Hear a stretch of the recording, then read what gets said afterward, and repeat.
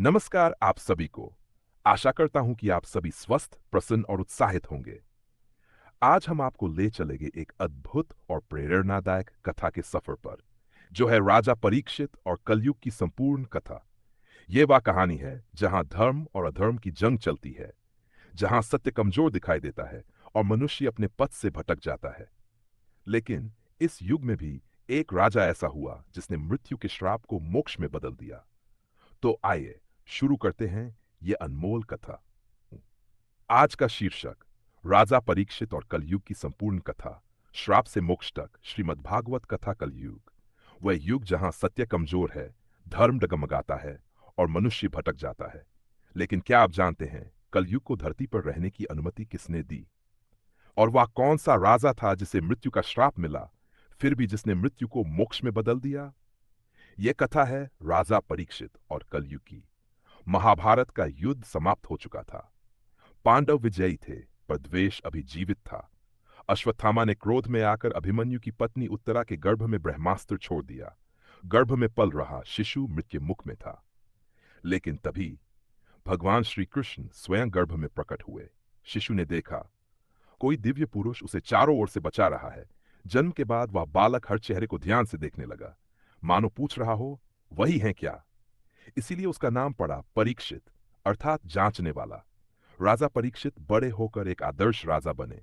उनके राज्य में अन्याय नहीं था, झूठ नहीं था, प्रजा सुखी थी। धर्म अपने चारों चरणों पर खड़ा था। सत्य, दया, तप और शौच कलयुग धरती पर प्रवेश नहीं कर पा रहा था। एक दिन राजा राज्य भ्रमण पर निकले। उन्होंने देखा एक काले वस्त्रधारी पुरुष गाय और बैल को मार रहा है।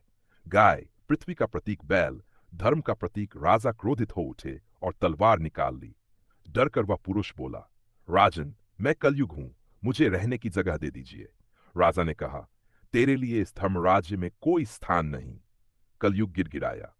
अंततः राजा बोले, जहां जुआ हो, जहां मद्यपान हो, जहां व्यभिचार हो, जहां हिंसा और मांसाहार हो और जहां सोने का अत्यधिक लोभ हो, वहीं तू रहेगा। और यहीं से कलयुग धीरे धीरे फैलने लगा। एक दिन शिकार करते समय राजा को तेज प्यास लगी। वे पहुंचे शमीक ऋषि के आश्रम। ऋषि मौन व्रत में थे। राजा ने जल मांगा, पर कोई उत्तर नहीं मिला।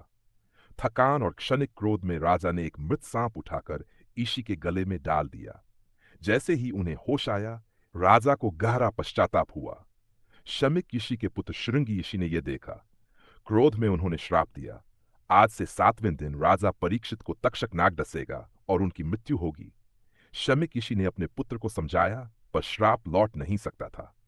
जब राजा को श्राप का पता चला तो वे विचलित नहीं हुए। उन्होंने कहा, यदि मृत्यु निश्चित है तो मैं उसे सार्थक बनाऊंगा।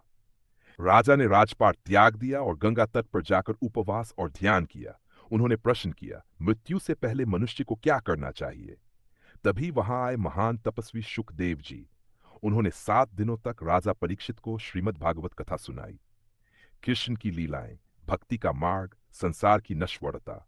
राजा परीक्षित पूर्ण रूप से भगवान में लीन हो गए। 7वें दिन तक्षक नाग आया। राजा ध्यान में थे। नम भय, नम मोह। सर्प ने डसा, शरीर गिर गया, लेकिन आत्मा मोक्ष को प्राप्त हुई।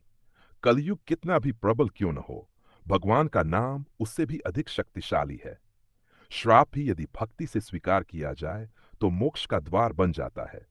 यदि यह कथा आपके हृदय को छू गई हो तो इसे लाइक, शेयर और चैनल को सब्सक्राइब करें, क्योंकि कथा केवल सुनने के लिए नहीं, जीने के लिए होती है।